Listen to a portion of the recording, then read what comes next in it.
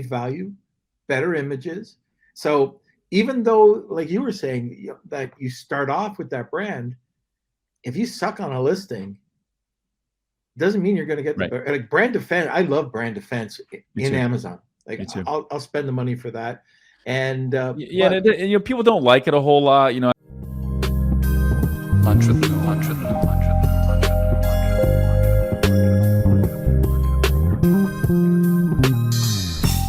Hey everyone, this is Norm Farrar, aka the Beard Guy here, and welcome to another Lunch with Norm, the e-commerce and Amazon FBA podcast. Today, we're going to be talking about untapped growth opportunities, 5 powerful strategies you're likely missing.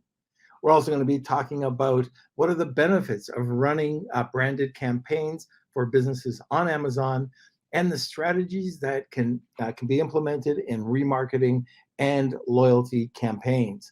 So welcome to another Lunch with Norm, the e-commerce and Amazon FBA podcast. This episode of Lunch with Norm is sponsored by VAA Philippines.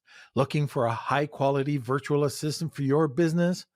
With the rigorous screening, intensive Amazon and Walmart training, and ongoing professional development, get the peace of mind with skilled and motivated virtual assistants for a long-term working relationship. Hire through VAA today. And now let's get back to the show. All right. So let me see. I know that usually a good chunk of our audience is in Chicago, by the way. I went out and we had cigars with Chuck last night. Shea's here. There was Tony Sagar. I mean, there's Steve Fillions here. There's just a ton of people here. Luke that we can normally see in the comments section. So anyways, hopefully they can join us, but the event has been very good. I followed up after Kevin did his 21 hacks, and I did 22. No, I worked on perceived value. So anyways, it's been pretty good, but can't cut into this too long today. Brett's I think he's got to leave at 10:02. So why don't we just get right into it? All right. So if we're going to get into it, questions, comments over in the comment section.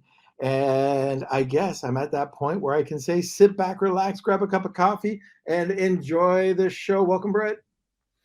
What's up, Norm? Man, excited to be here. Thanks for having me on. I was a little disappointed that you weren't sweating because you were so excited to be talking to me.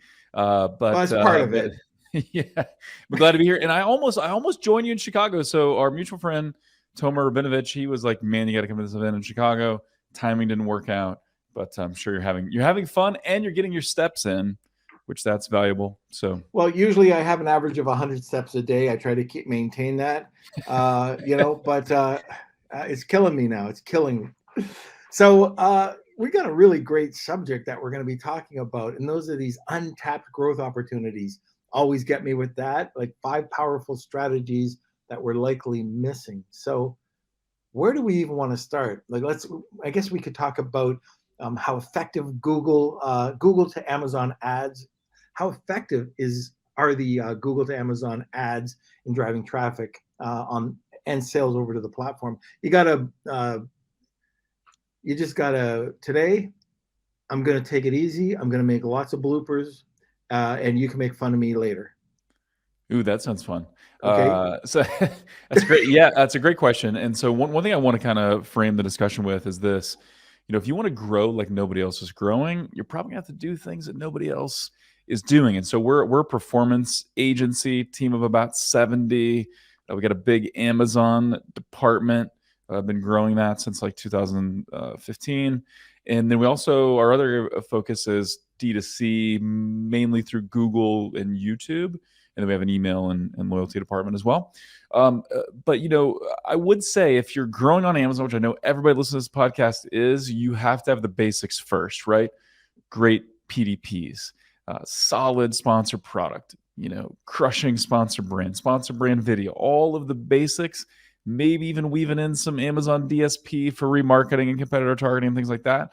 So do that first. Like if that's not there, then you don't want to go to the advanced stuff.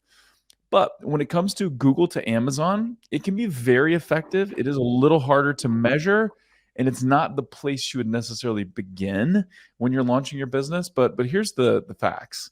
Like if someone is looking for a product online, they're going to start at one of two places almost certainly. They're either going to go to Amazon and search for it, or they're going to go to Google and search for it. But here's what's also crazy, Norm. There's a lot of people that fully intend to buy on Amazon, so much so that they're searching for XYZ product on Amazon, but they're starting on Google. For a lot of people, the internet begins with Google. So there are millions and millions of searches a day. People searching for sheets on Amazon, new fanny pack on Amazon, which is weird that those are popular again, but they are. And so we just got to embrace that. Or Crocs on Amazon. Again, strange product that's popular again, but it is. Crocs on Amazon, but they start on Google. And so there's some strategic ways to use that. It's not like the brain dead simple, if you run a sponsored product ad, it's probably going to work. It's a little more complex than that, but it does work. It is strategic, and it's a great fit when you're ready for it. So do you know any of the stats on where products start off or how often they're searched on Google?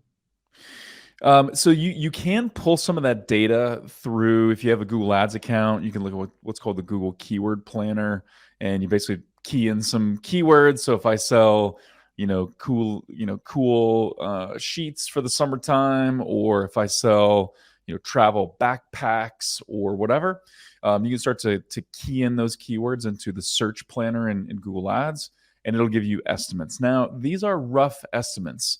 Google doesn't want to fully tell you the search volume. I think some of that's privacy related. Some of that is them just being secretive.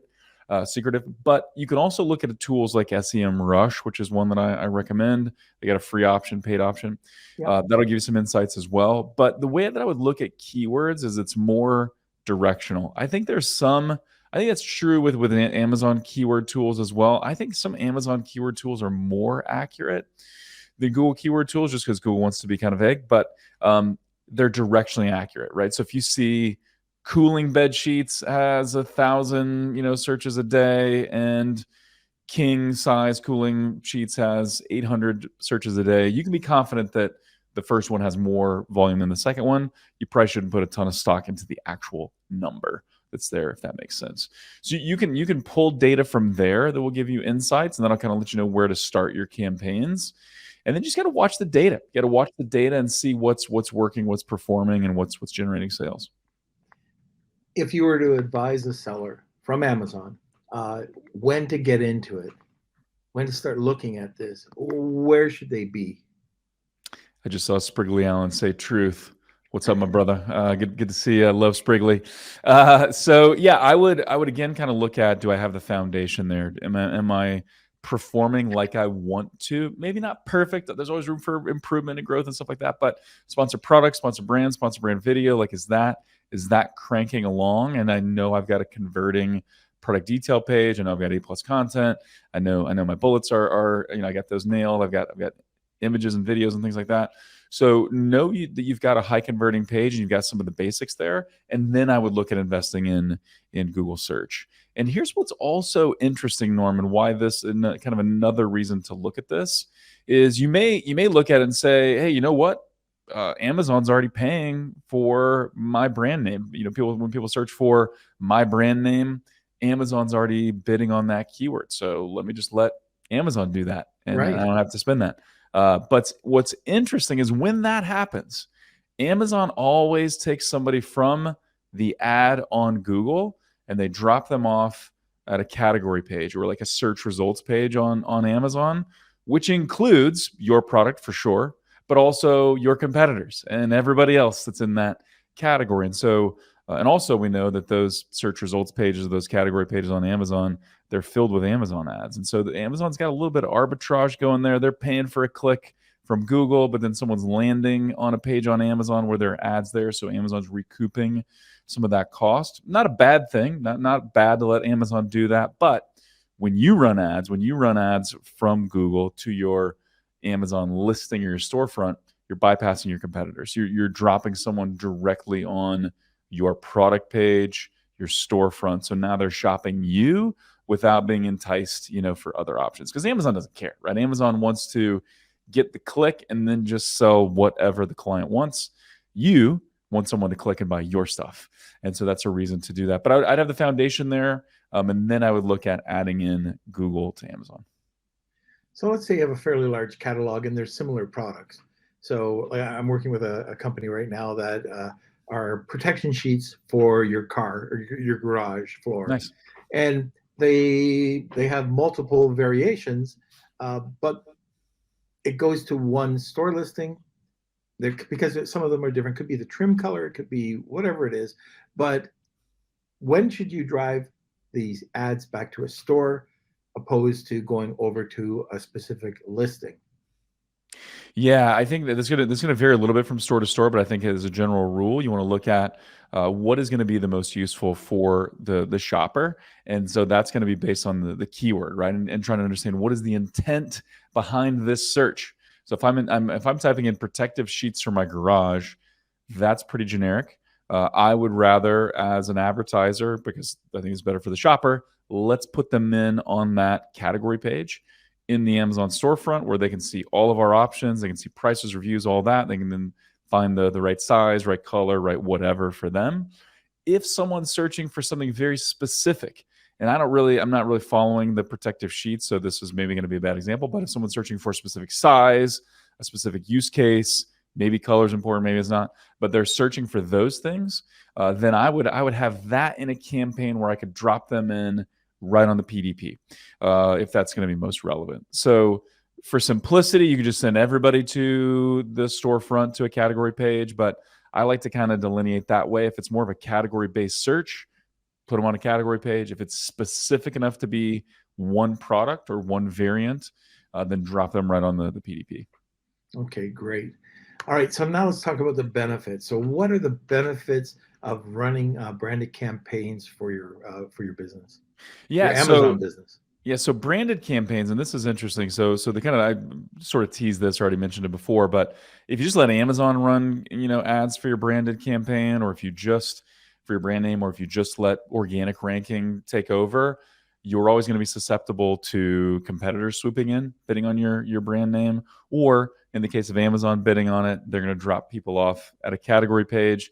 And here's what I always tell people, like, just because someone's searching for you by name does not mean they're set on buying from you, right? Maybe a friend told them about your brand. Maybe they saw your ad on Facebook or on Google or wherever. And so they're thinking, yes, I want to buy this brand.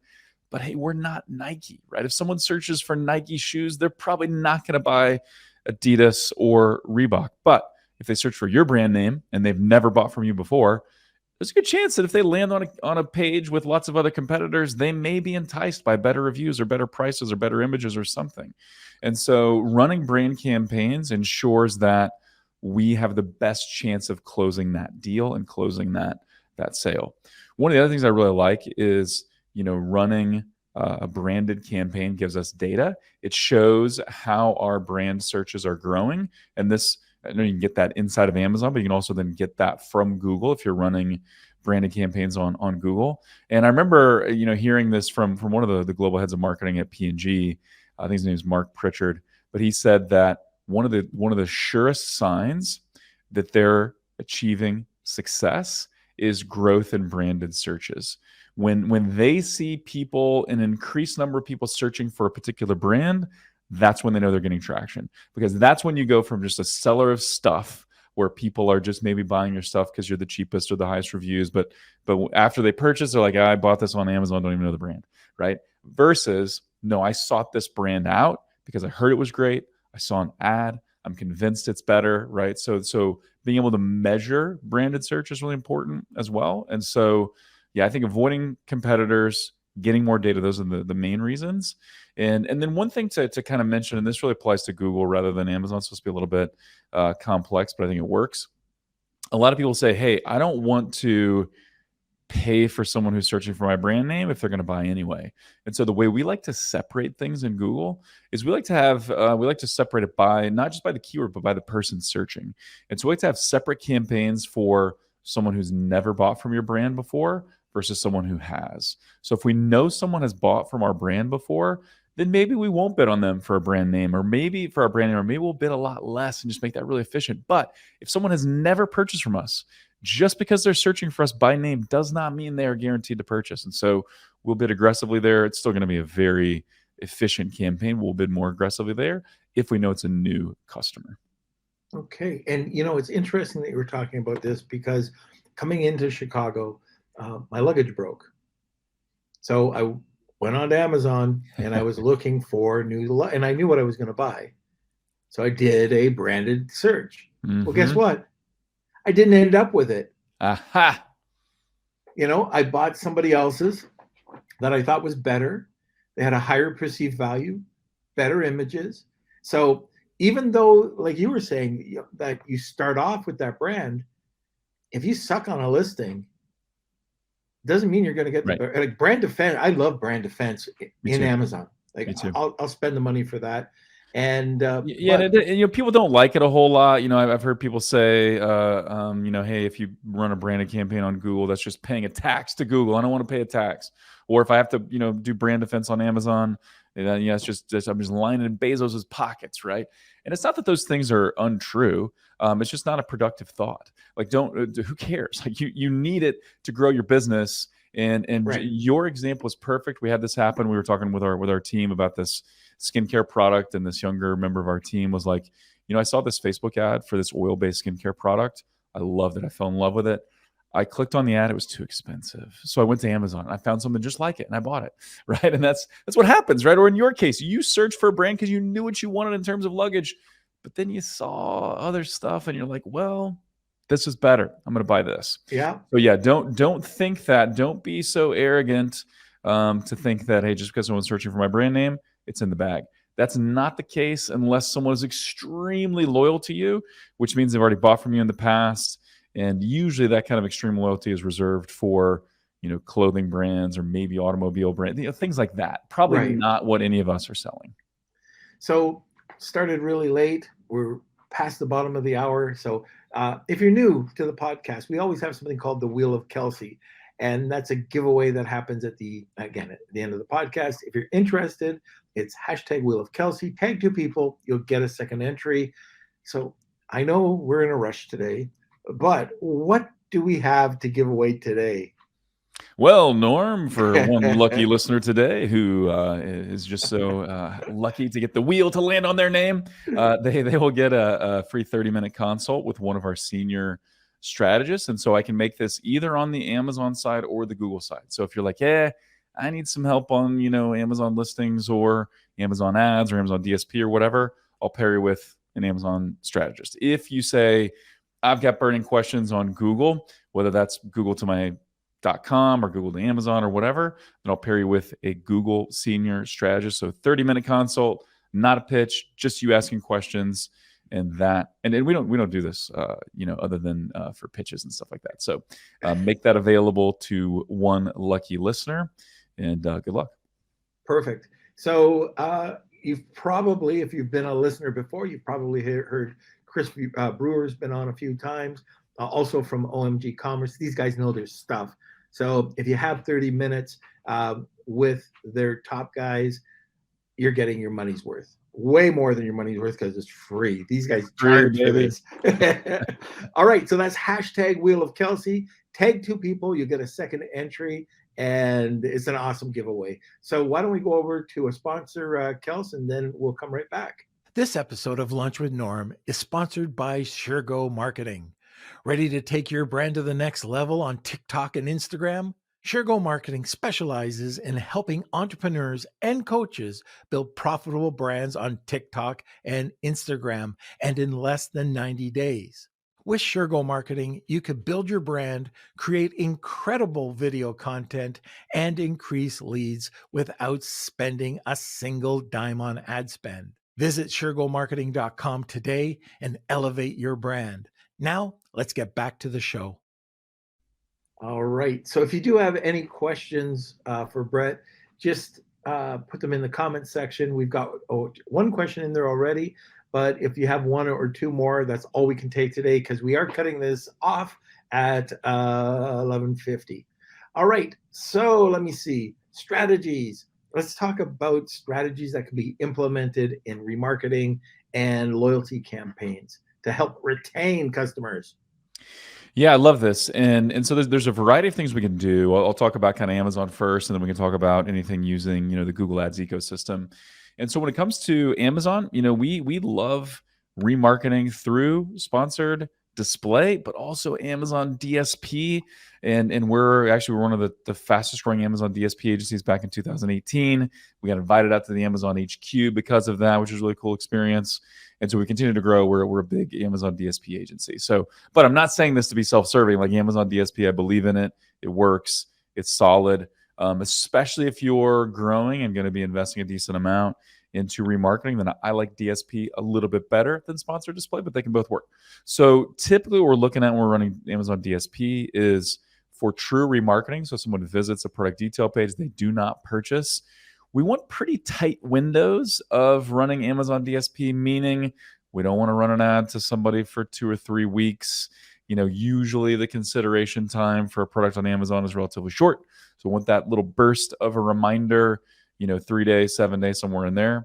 Also, Amazon with DSP, you're paying more you're paying by impressions, and so Amazon can go kind of hog wild and just show people, if you're shopping for a product, Amazon could show you an ad 30 times in a couple of days. You're paying for that. So we like to have some frequency capping there that makes a big difference. And then the other thing we like to look at with Amazon DSP is we like to look at some competitor targeting as well. So if someone's shopped for close competitors but have not purchased, let's run an ad for our product and see if we can steal them away. That's not loyalty. That's still kind of conquesting, but I like that with Amazon DSP.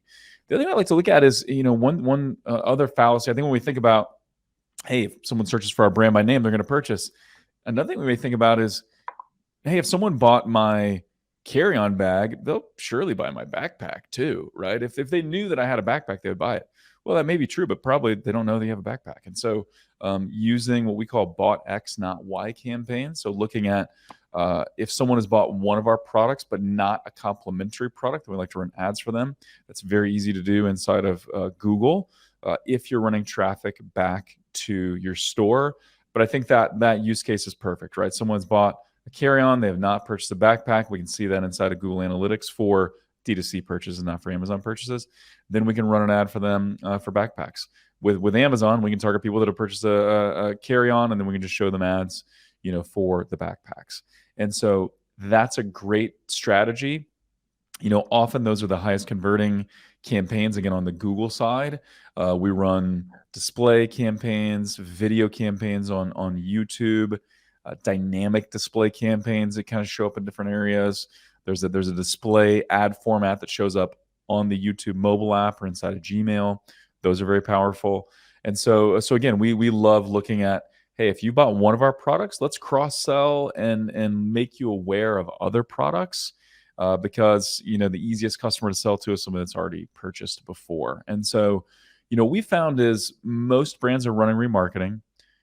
Fewer brands are running loyalty, but almost nobody's doing it well, right? Nobody's really doing it well. And that comes down to like the right messaging. You don't often use the same messaging you would to a prospect that you would to an existing customer. You don't want to, like I said, you don't want to just go wild on open time frames. You want to be kind of focused, striking while the iron is hot, so to speak. And then with loyalty, we hear a lot of people that say, well, I just rely on email and SMS for loyalty. And hey, I'm a huge fan of email and SMS. We have an email and SMS department. It's like that's something we do. But if you look at even really good emails, you're only getting a 30%, 40%, maybe 50% open rate. So half to 70% of your audience that's on your email list is never going to see that email, right? I'm never going to see that SMS. And so we want to do that too, for sure. But then for loyalty, let's run some display ads. Let's figure out something to do with Amazon DSP. Let's run some YouTube ads as well to get existing customers to purchase more. And so that's kind of a quick overview, but there's a lot of money to be made in terms of good remarketing and good loyalty. There's also a lot of money to be wasted if you're not doing it the right way. That's right. Like anything, if you don't know what you're doing, you can just throw away a ton of money. Yeah, and Google, this is just what I've learned. I don't know if anybody else has seen this to be true. Google and Amazon, happy to take your money. Happy to take What? all of it. Yeah. I mean, I think they want you to do well, right? Because then you'll spend more and stuff. I think there's a lot of good people at both Google and Amazon, but they'll gladly take it. You give it to Absolutely. them, they will definitely deposit that money. So It's funny what you're talking about with DSP because I've noticed just with some of the people we're working with, killing it. yeah, And we always say, oh, give it some time, let it work out. Every single month that we've brought somebody onto DSP, it's profitable. And I don't necessarily look at ROAS as a thing. I do, but it's not really a big talking point for me. So many other KPIs. But when like we were launching this dog bed, 25 to 1. I mean, ROAS. that's not bad. I'll trade $1 for 25. 25. I'd do that. I'd do that twice even if I had $1 for 25. Twice? Yeah. Strangely enough, though, all day long, baby. Do that all day long. Yeah. strangely enough, I'm not kidding you. So 25 times. The brand ended up saying, we don't really want to put our money there. Understandable. Just that's I mean, hey, sometimes we do irrational things, right? Sometimes we look at the data, we either don't understand it, we don't believe it, or too good to be true type of thing. But yeah, that is an area I would probably want to spend more, not less. A little, just a tad. Yeah. Okay, we only got a few minutes to go, so why don't we just get into some questions? Love it. Love that. And I do have another question if we've got time, but why don't we just get right into these, Kels? Okay. First one is from Neil. Should I have a storefront if I only have one product? Yeah, that's a great question. So with only one product, it's not really that necessary. The only thing I would think about there is that, on your one product detail page, there is that clickable space where it says, sold by, and then your brand name. And so I do like an experience where if someone clicks on that, which isn't a ton of people, but if someone clicks on that, I like for them to see, a little bit of branding and a little bit of our story. And so I think a very simple storefront is still worth it, especially if you're planning on adding to your product line, you're planning on launching new products. Because I believe like the future of success on Amazon is not just being a good seller, it's being a good brand builder, right? So you're building a brand and you're using Amazon as a vehicle to for discovery for new customers, and then also to expand and product sampling and all that. So rather than just kind of, hey, we're gaming the system or we're using the system to sell stuff, we're leveraging Amazon to build a brand. And so I still like to have something built out there, but it's not nearly as important if you only have one product. And if you only have one product, I would keep that storefront very simple. All right. Okay. And then we have Rad. Are there any restrictions to using OMG Commerce services, for example, sales volume or products? Yeah, great question, Rad. It's almost like I seeded that question. I don't know, Rad. Although awesome name, Rad. Kudos to you and your parents for an awesome name. But so we do have some restrictions. Basically, what we're committed to is we want to make sure if we take on a client, it's more like a partnership, and we want to be very, very confident they're going to get what they want out of the deal, like the growth, the return, all of that. And so we view it as a partnership. And so for our fees to make sense, you do have to be at a kind of a certain level. And so I'll kind of give a couple of examples. On the Amazon side, you usually need to be spending kind of 15 to 20K a month or so on ads before partnering with us makes sense. Usually you're in a couple $1 million a year sales or greater there. There can be some exceptions. And so it's, if you're kind of feel like you're borderline, it's probably worth reaching out to us and just having a quick chat on that, and we can see. Then on the Google side, kind of the same thing in that 20,000 plus in monthly ad spend on Google is where we really shine. However, we do have an option for someone who's brand new to Google, or there's a thing we call foundation that can apply to a couple of in a couple of different scenarios. So we can go a little bit lower there. But one thing we're really good at is we can look at your business, and as you kind of submit a form and stuff, we can tell you, hey, you're probably not ready like this, but this is a trusted partner, talk to whoever. So we can do that. But yeah, we're committed. We want it to work for you. And so that's why we set up some of those restrictions. Perfect. Kels, we don't have to run a sponsorship today because it's so short, but Brett, how do people get a hold of you or the company if they want to do Yeah. some work with you? Yeah, best way is just omgcommerce.com and then click on the Let's Talk button or Let's Chat. I actually forgot what it says. Let's Talk. And so yeah, just fill out that form. We'll have a couple of additional questions for you, and then we can schedule a time to chat. So that's the easiest. If you just want to kind of like hang out and talk shop, I'm on LinkedIn. I'm a little bit active on Twitter/X and Instagram and stuff, but for sure LinkedIn if you just want to chat. But yeah, omgcommerce.com is the best way to get in touch. Fantastic. Okay, it looks like we might even have time for the Wheel of Kelsey. So if you are interested, hashtag Wheel of Kelsey or tag two people, you'll get an entry for a second entry, and that is for a 30-minute consult with OMG. So we'll get that entered. We still got a couple minutes. All right, one last thing, then I'll let you go. It's about leveraging YouTube. So how can we, if you're a business, how can we leverage YouTube to top of funnel campaigns to effectively reach and engage our audience? Yeah, so this is a really big topic, and I would definitely recommend. We got a couple free resources. I think Kelsey dropped them into the chat on what it takes to make a great YouTube ad and some things to consider there. YouTube is definitely advanced. This is like I would start with Google to Amazon way before I would consider YouTube as a growth vehicle. You've got to get the creative right. Doesn't mean you have to spend a fortune on it, but YouTube creative feels a little bit more like TV. And what we've seen the most success with is what we would consider kind of short form infomercials. So 1 to 3 minute ads that kind of feel like a short infomercial. Those are the ads that really drive conversions from YouTube. Here's a couple things to think about with YouTube. One, it's something like 68 or 70% of people that use YouTube say they go there for product recommendations, at least some. So people go to YouTube to research a product, to see reviews, to see demos, things like that. Often, if somebody sees a YouTube ad, they see it very first. It's at like the very top of the funnel. So it's often kind of hard to measure YouTube because there's not often that direct click and purchase, right? Sponsored products, easy. I'm clicking on that thing, I'm buying that day or within a couple of days. If I see a YouTube ad, I may be weeks away from purchasing, right? I may not even be thinking about it yet, but now your YouTube ads got me thinking about it.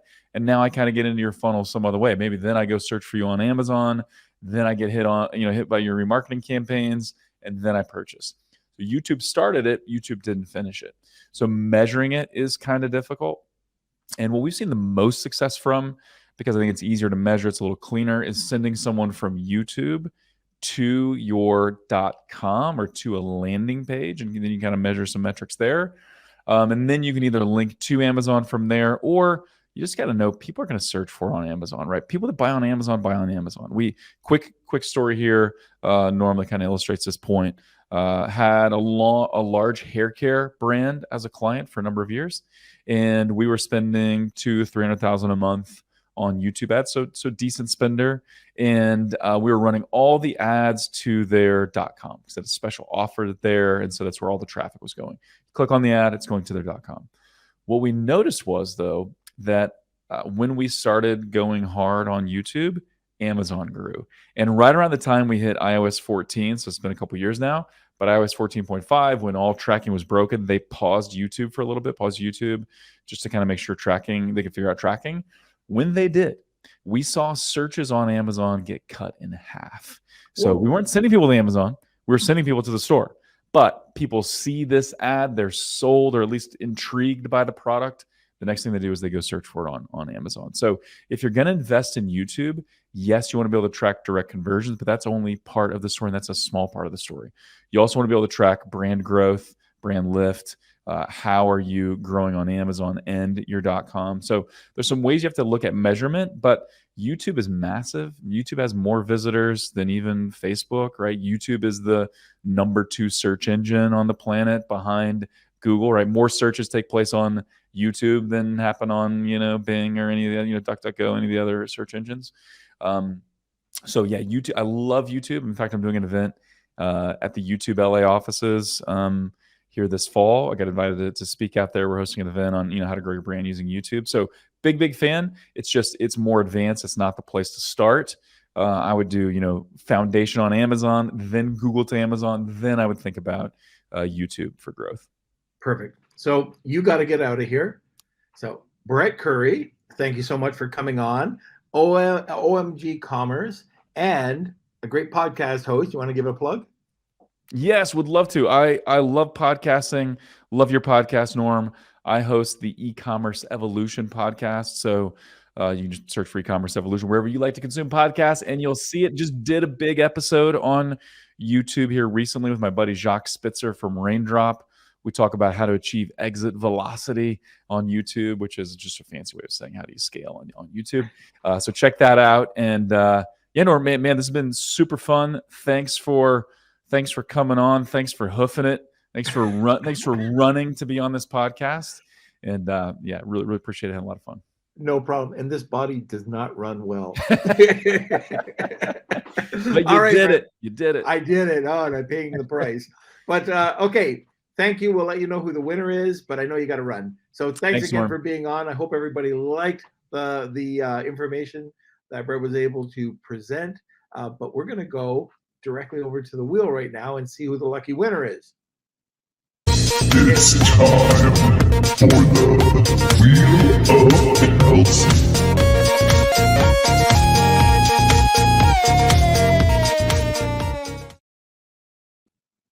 All right. Okay, so we have our Wheel of Kelsey. Thank you, everyone who entered today's giveaway. We do this every single podcast, so make sure you come back Monday, Wednesday, and Friday every week. And let's see who today's winner is. So if you are the winner, please email me, k@lunchwithnorm. Neil, congratulations. I think you won a great prize today. You know the drill. Email me, k@lunchwithnorm.com for your prize, and we'll hook you up. Okay, so I think that's it. This is the last time you'll be seeing me in this hotel room. I am going to be back live on Friday. I just found out my travel plans have changed, so I'll be live in the studio Friday. So that'll be great. Always like being at the home studio, and I don't have to run very much. So I put in about 10 years of steps getting back here. But anyways, let's see. Kels, do you have anything to add other than teasing me about my running and stuff to get back here? Well, it sounds like we need to find a guest for Friday because this is the first time I'm hearing about it. Yeah, I just found out. So maybe we talk to Wilfred and see if he wants to come on Friday. Okay. Yeah, we'll have to see. Just do your job. Don't say things like that on the podcast. You just agree. You nod and wave. That's all I want. I only want you to nod and wave. Okay. All right. We'll see what we can do. It's going to be a fun episode on Friday for sure. So come check that out. And you're supposed to be looking at my itinerary. All right. Well, congrats, Neil. And yes, thanks, Simon. I think actually Kelsey has rigged the wheel. Actually, Chuck Bowlings is here. He's one of the guests at the event, and I think he's one of the more popular winners. So I got him to donate another $20 into Kelsey's pocket, and I'm sure he's going to win a few more times. But anyways, thanks a lot for joining us today. Sorry for running late. Maybe that's a good thing. Maybe you want a 20-minute or half-hour podcast. But anyways, and that's a question, by the way. We run hour-long podcasts. Want more great information? Don't forget to subscribe by clicking here. Also, if you want to check out our latest podcast, click over here. Lunch with